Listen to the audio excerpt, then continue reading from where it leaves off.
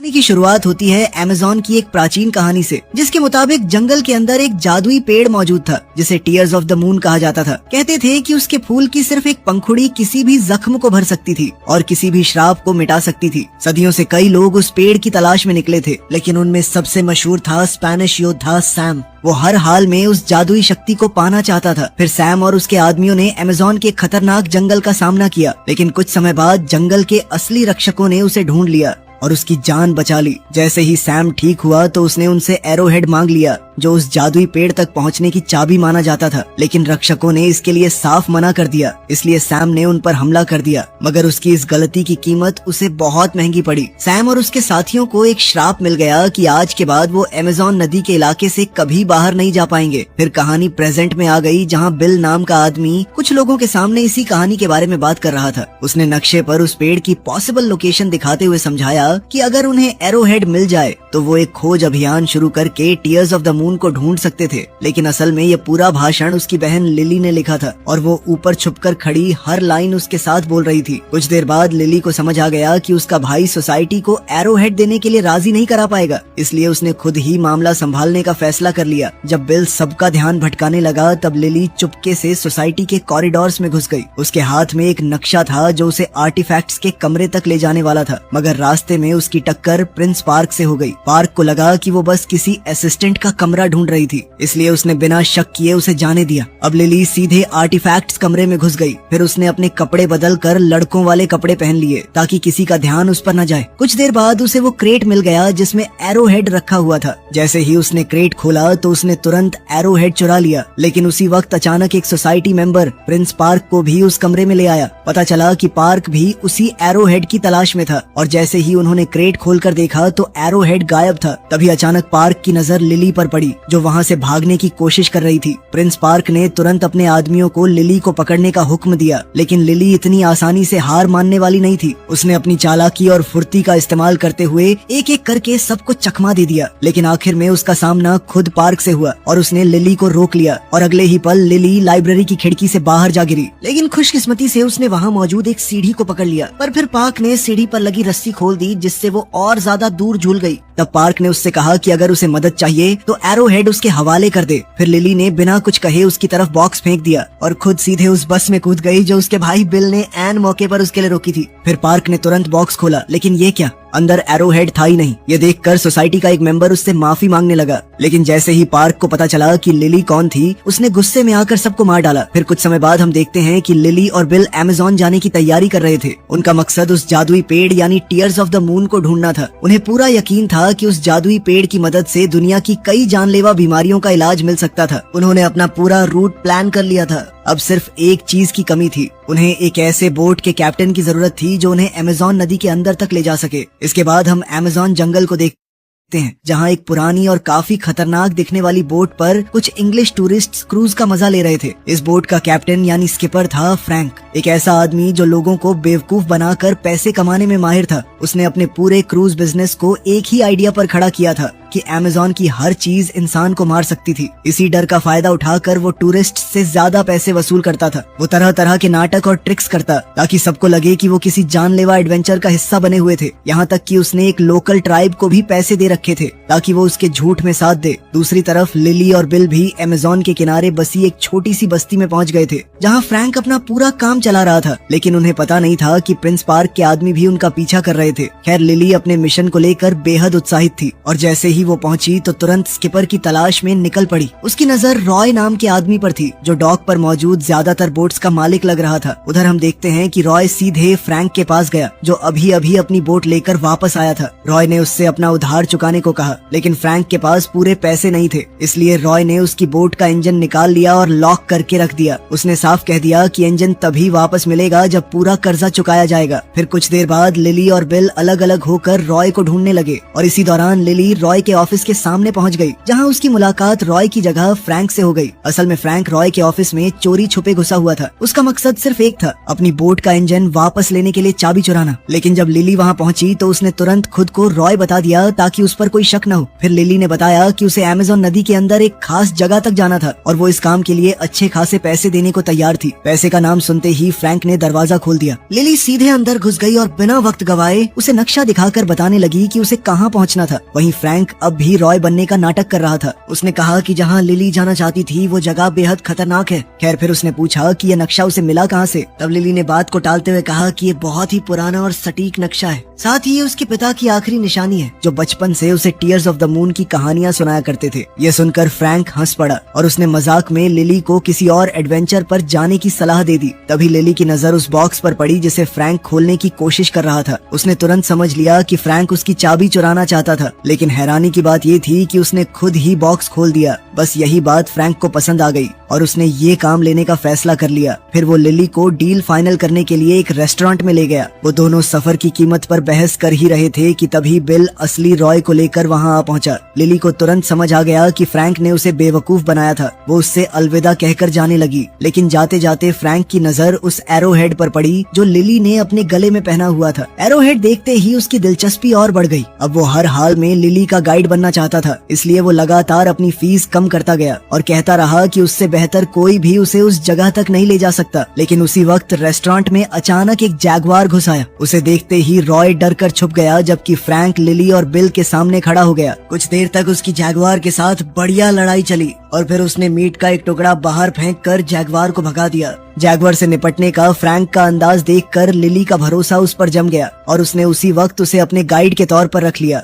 फिर कुछ समय बाद फ्रैंक डॉक पर उन दोनों को लेने पहुंच गया, लेकिन मुसीबतें अभी खत्म नहीं हुई थी। असल में प्रिंस पार्क के लिए काम करने वाले कुछ लोकल लोगों ने लिली को अगवा कर लिया। उधर फ्रैंक और बिल रॉय के आदमियों से बचने के लिए बोट लेकर निकल पड़े। खुशकिस्मती से लिली ने भी ज्यादा देर नहीं लगाई। उसने डॉक के आसपास जबरदस्त दौड़ भाग और चालाकी दिखाते हुए अपने किडनैपर्स से छुटकारा पा लिया और आखिरकार फ्रैंक और बिल ने उसे बोट पर चढ़ा लिया। फिर जैसे ही तीनों वहाँ से दूर निकलने लगे तो पार्क को खबर मिल गई कि लिली उसके हाथ से निकल चुकी थी। ये सुनते ही उसने अपने आदमियों को सबमरीन ऊपर लाने का हुक्म दिया। वो किसी भी कीमत पर टीयर्स ऑफ द मून तक पहुंचना चाहता था, क्योंकि उसका मानना था कि उसकी शक्ति जर्मनी को वर्ल्ड वॉर 1 जीतने में मदद कर सकती थी। अब सबसे पहले पार्क ने उनकी बोट पर गोलियां चलानी शुरू कर दी, लेकिन जब उससे कोई फायदा नहीं हुआ तो उसने सीधे उन पर टॉर्पीडो दाग दिया। ऐसा लग रहा था कि अब तो सैम और उसके साथियों का बचना नामुमकिन है, लेकिन आखिरी पल पर फ्रैंक ने अपनी बोट को इतनी चालाकी से मोड़ दिया कि टॉर्पीडो उन्हें छू भी नहीं पाया। लेकिन इसी दौरान अचानक सबमरीन का प्रोपेलर एक मोटी रस्सी में उलझ गया और अगले ही पल पूरी सबमरीन डॉक की तरफ घिसटती चली गई। इसका टकराव इतना जबरदस्त था कि रॉय की लगभग सारी बोट्स तबाह हो गईं। अब फ्रैंक, लिली और बिल आखिरकार टीयर्स ऑफ द मून की तलाश में निकल चुके थे। सफर के दौरान बिल तपती गर्मी से काफी परेशान रहता था, लेकिन लिली अमेज़न के हर पल का मजा ले रही थी। नदी के आसपास नजर आने वाला हर अजीब जानवर उसे उत्साहित कर देता। वो अपने कैमरा से लगातार वीडियोस बनाती रहती थी, यहाँ तक कि फ्रैंक भी उसकी रिकॉर्डिंग का हिस्सा बन गया। फ्रैंक को कैमरा काफी दिलचस्प लगा, इसलिए उसने भी उसे चलाकर देखना शुरू कर दिया और इसी बीच दोनों के दरमियान एक हल्की सी केमिस्ट्री भी नजर आने लगी। लेकिन अचानक लिली के दिमाग में एक आइडिया आया। उसने फ्रैंक से कहा कि वो बोट को एक नए रूट पर ले जाए। ये रास्ता ज्यादा खतरनाक था, लेकिन सफर को काफी छोटा कर सकता था। फ्रैंक को ये आइडिया बिल्कुल पसंद नहीं आया। उसने लिली को काफी समझाने की कोशिश की, लेकिन जब वो नहीं मानी तो उसने मजबूरी में उसकी बात मान ली। फिर रात होते ही फ्रैंक ने बोट को किनारे लगा दिया ताकि इंजन कुछ देर आराम कर सके। इधर बिल सोने चला गया, जबकि फ्रैंक और लिली डेक पर बैठकर बातें करने लगे। धीरे धीरे दोनों एक दूसरे को बेहतर समझने लगे, लेकिन तभी बिल के साथ एक अजीब हादसा हो गया। उसका सामना जैगवार सैली से हो गया, जो सीधे डेक तक पहुंच गई। बिल डर के मारे जम सा गया, लेकिन फ्रैंक ने आराम से सैली को आवाज लगाई और अगले ही पल वो बिल का चेहरा चाटने लगी। तब लिली को पता चला कि सैली असल में फ्रैंक की ही पेट जैगवार थी। ये जानकर वो काफी नाराज हो गई। उसे लगा फ्रैंक ने उसे बेवकूफ बनाया था और जो थोड़ा बहुत भरोसा उसने फ्रैंक पर किया था वो भी टूट गया।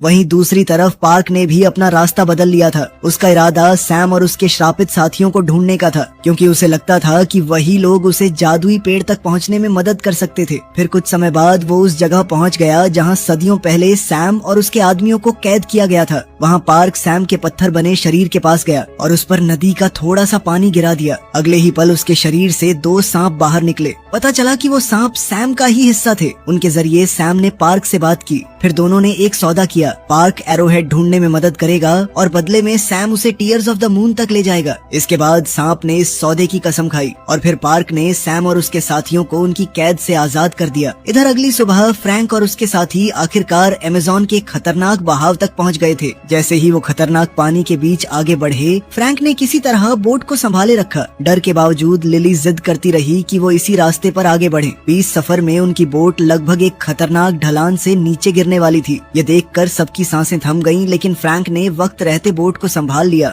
और उसे शांत पानी की तरफ ले आया, जिसके बाद उन सबकी जान में जान आई। खैर कुछ देर बाद फ्रैंक और बिल इंजन के लिए लकड़ी इकट्ठी करने लगे। तब बिल ने बताया कि वो लिली के साथ इस मिशन पर क्यों आया था, जबकि वो उसकी तरह एडवेंचरस बिल्कुल नहीं था। असल में जब उसे एहसास हुआ कि वो गे था, तब पूरे परिवार में सिर्फ लिली ही उसके साथ खड़ी रही थी और इसी वजह से वो उसके लिए कहीं भी जाने को तैयार था। उधर लिली चुपके से फ्रैंक के कैबिन में घुस गई और वहाँ उसे एक हैरान कर देने वाली चीज मिली। जब फ्रैंक वापस बोट पर आया तो लिली ने उससे कैबिन में मिले मैप्स और डॉक्यूमेंट्स के बारे में सवाल किया। उसे लगा कि फ्रैंक भी उसी पेड़ की तलाश में था। फ्रैंक ने कहा कि हाँ, किसी जमाने में ऐसा था, लेकिन बहुत पहले। उसने बताया कि अमेज़न आने की उसकी वजह भी वही थी। वो भी उस जादुई ताकत की तलाश में आया था, लेकिन उसे कभी ढूंढ नहीं पाया। लेकिन तभी अचानक फ्रैंक की किराए पर रखी हुई ट्राइब ने उन पर हमला कर दिया। कुछ देर तक वो लोग लिली और बिल के सामने ये नाटक चलाते रहे। फ्रैंक ट्रांसलेटर बनकर लिली और ट्राइब के चीफ के बीच बात करवाता रहा, लेकिन जब लिली ने बात कुछ ज्यादा ही आगे बढ़ा दी तो चीफ ने पूरा नाटक खत्म करने का फैसला कर लिया। कुछ समय बाद लिली ने चीफ से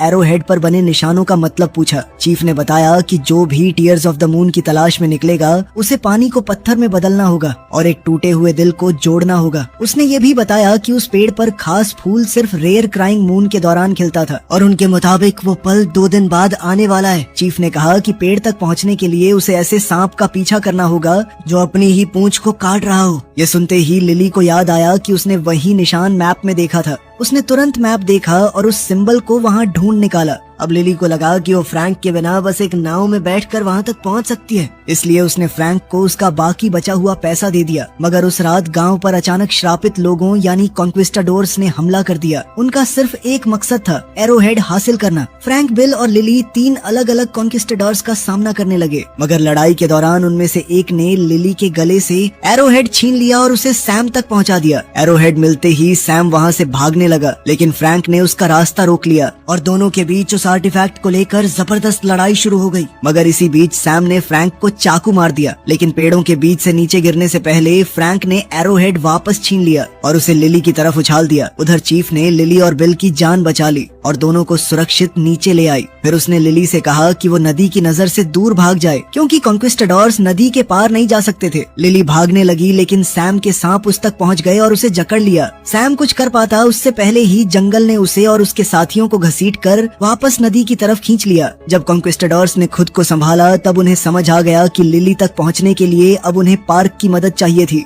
तब सैम के एक साथी ने अपनी मधुमक्खियां पार्क के पास भेज दी ताकि उसे उनकी हालत की खबर मिल सके।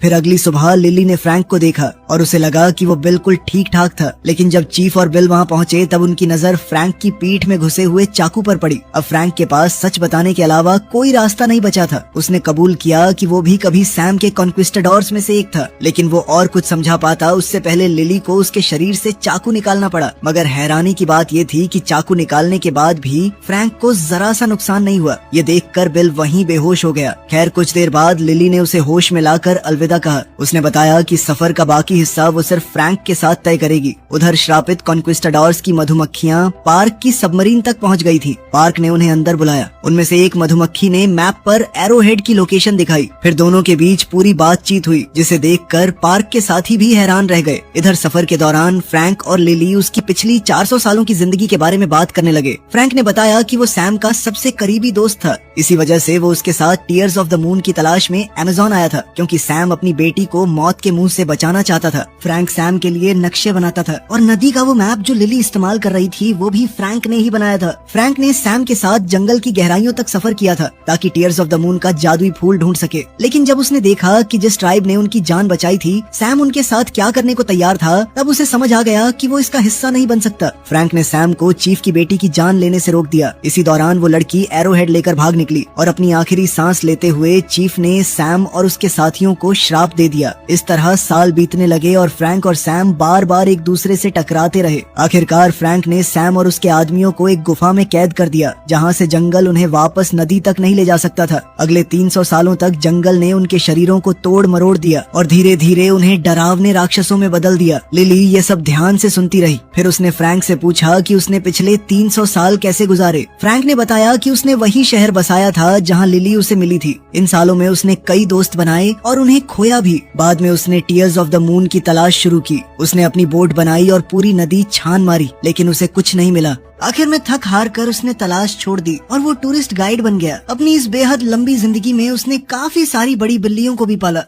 उधर प्रिंस पार्क अपनी सबमरीन में बिल तक पहुंच गया। उसने बिल को पकड़ लिया और उसे मजबूर किया कि वो टीयर्स ऑफ द मून की लोकेशन बता दे। मजबूरी में बिल ने मैप पर जगह दिखा दी। इसके तुरंत बाद पार्क ने कॉन्क्विस्टाडोर्स की मधुमक्खियों को मार डाला ताकि वो यह जानकारी सैम तक न पहुंचा सके। इधर फ्रैंक और लिली भी उसी जगह की तरफ बढ़ रहे थे। सफर के दौरान फ्रैंक ने लिली को बताया कि जब उसे टीयर्स ऑफ द मून का फूल मिल जाएगा तब वो क्या करेगा। उसने कहा कि उसके पास 2 रास्ते होंगे और वो वही रास्ता चुनेगा जो आखिरकार उसे सुकून दे सके। अगले दिन वो नदी के एक ऐसे हिस्से तक पहुंच गए जहां आगे बढ़ने का कोई रास्ता नजर नहीं आ रहा था। लिली को लगा कि शायद वही वो जगह थी जिसका जिक्र एरोहेड में था, जहां पानी पत्थर में बदल जाता था। तब फ्रैंक नदी में छलांग लगाकर नीचे गया। वहां उसे एक प्राचीन चेम्बर मिला जहां एक लीवर लगा हुआ था, लेकिन वापस आकर उसने लिली को बताया कि उसे ही अंदर जाकर लीवर खोलना पड़ेगा क्योंकि वो खुद उस जगह में फिट नहीं हो सकता था। ये सुनते ही लिली घबरा गई क्योंकि उसे तैरना नहीं आता था, लेकिन आखिरकार फ्रैंक ने उसे मना लिया कि उनके पास और कोई रास्ता नहीं था और फिर दोनों साथ में पानी के अंदर उतर गए। अब जैसे ही लिली चैम्बर के अंदर पहुंची उसने लीवर दबा दिया, लेकिन लीवर दबाते ही दरवाजा बंद हो गया। यह देखकर लिली बुरी तरह घबरा गई। तब फ्रैंक ने उसे किस करके थोड़ी सी हवा दी ताकि वो सांस ले सके। फिर लिली ने किसी तरह उस प्राचीन लीवर को पूरी तरह नीचे कर दिया। उधर फ्रैंक पर पिरानस का झुंड टूट पड़ा। धीरे धीरे वहाँ का सारा पानी निकलने लगा, लेकिन जब तक पानी पूरी तरह नहीं निकलता लिली के पास बाहर निकलने का कोई रास्ता नहीं। फिर जब फ्रैंक आखिरकार उस तक पहुंचा तो उसे लगा कि लिली डूब चुकी थी, लेकिन अगले ही पल लिली की आंखें खुल गईं और उसने फ्रैंक को थप्पड़ मार दिया क्योंकि उसने उसे वहां अकेला छोड़ दिया था। खैर कपड़े बदलते वक्त दोनों को एहसास हुआ कि उन्होंने आखिरकार पेड़ की असली लोकेशन ढूंढ निकाली थी, लेकिन तभी एक और बड़ी मुश्किल सामने आ गई। जैसे ही वहाँ का बाकी पानी भी निकल गया उन्होंने देखा कि पार्क भी वहाँ मौजूद था और उसने बिल को अपना कैदी बना रखा था। मामला और भी खराब तब हुआ जब कॉन्क्विस्टाडोर्स की एक मधुमक्खी जो चुपके से उनका पीछा कर रही थी वापस जाकर श्रापित कॉन्क्विस्टाडोर्स को भी लोकेशन बताई। तभी पार्क ने लिली से एरोहेड छीन लिया। फिर उसने फ्रैंक को मजबूर किया कि वो अपनी स्टीम बोट से सबको उस गुफा के अंदर ले चले जहां वो जादुई पेड़ मौजूद था। मगर जब वो पेड़ तक पहुंचे तो वो सदियों से मरा हुआ लग रहा था। तब पार्क ने लिली से कहा कि वो पेड़ पर फूल खिलाए क्योंकि ये करना कैसे है ये बहुत कम लोग जानते थे, लेकिन लिली ने मना कर दिया। फिर फ्रैंक ने कहा कि वो ये काम करेगा, लेकिन बदले में उसे फूल की एक पंखुड़ी चाहिए होगी। अब पार्क इस बात पर मान गया, लेकिन उसने बिल को अपने पास ही बंधक बनाए रखा। फिर फ्रैंक ने पार्क से एरोहेड लिया और आगे बढ़ने का रास्ता ढूंढने लगा। जब वो तुरंत कामयाब नहीं हुआ तो पार्क ने लिली को भी उसकी मदद करने पर मजबूर कर दिया। फिर दोनों ने मिलकर पहेली सुलझानी शुरू की और तब उन्हें पता चला कि एरोहेड असल में एरोहेड था ही नहीं, दरअसल वो एक दिल था। निशानों के मुताबिक उन्होंने उसे तोड़ दिया और उसके अंदर से एक जादुई टुकड़ा निकाला। फिर उस टुकड़े को पत्थर के एक हिस्से पर रखा गया और जुड़े हुए दिल को दूसरी तरफ। जैसे ही यह हुआ पेड़ की जादुई ताकत सामने आने लगी। चांदनी की रोशनी में वो पेड़ धीरे धीरे खिलने लगा और कुछ ही पलों में वो पूरी तरह फूलों से भर गया। लेकिन पेड़ के खिलते ही लिली ने फ्रैंक को गोली मार दी। गोली लगते ही फ्रैंक गुफा की गहराई में जा गिरा। उधर पार्क ने तुरंत अपने आदमियों को हुक्म दिया कि क्राइंग मून के खत्म होने से पहले सारी पंखुड़ियां तोड़ ली जाए। इसी बीच फ्रैंक ने पार्क के आदमियों से बिल को बचा लिया। फिर सैली की मदद से दोनों ने मिलकर स्टीम बोट पर दोबारा कब्जा कर लिया। फिर लिली पेड़ पर चढ़ गई ताकि एक पंखुड़ी हासिल कर सके, लेकिन क्राइंग मून के खत्म होने से पहले उसे तोड़ने के लिए उसे बहुत तेजी से दौड़ना पड़ा। आखिरकार उसने टीयर ऑफ द मून की एक पंखुड़ी तोड़ ली, लेकिन उस पल वो पेड़ से नीचे गिर गई और वहाँ प्रिंस पार्क पहले से मौजूद था। उसने एक बार फिर लिली को धमकाया और कहा कि पंखुड़ी मेरे हवाले कर दो वरना तुम्हें और तुम्हारे भाई को कोई नहीं बचा पाएगा। तभी अचानक पूरा पेड़ टूटने लगा। अपनी जान बचाने के लिए लिली ने पंखुड़ी छोड़ दी और पार्क को पकड़ लिया। वहीं दूसरी तरफ फ्रैंक ने गिरती हुई पंखुड़ी को पकड़ लिया, लेकिन कहानी अभी खत्म नहीं हुई थी। तभी श्रापित कॉन्क्विस्टाडोर्स भी पेड़ तक पहुंच गए और उन्होंने पार्क को मार डाला।